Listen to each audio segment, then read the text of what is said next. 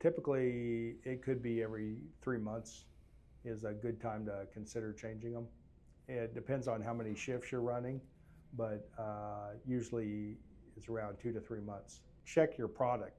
See if your product is still in getting cut properly. If you still can cut product, they should be good, but if not, consider replacing them, or again, if the rivets are loose.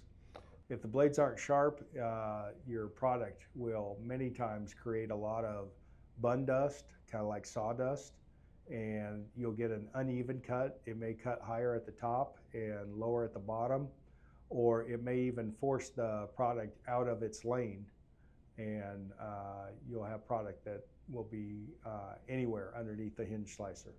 Check to make sure that the teeth are sharp, make sure that the rivets are not worn out, and that there's no slippage. As far as when you should change them, it's based on the sharpness of the teeth or if the rivets are worn out.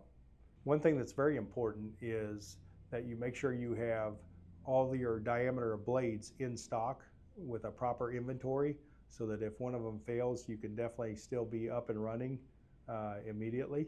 Each of the blades will have the LMC logo on it, as well as a part number. So if you need a new blade, just look at the blade itself and it'll tell you which one to order.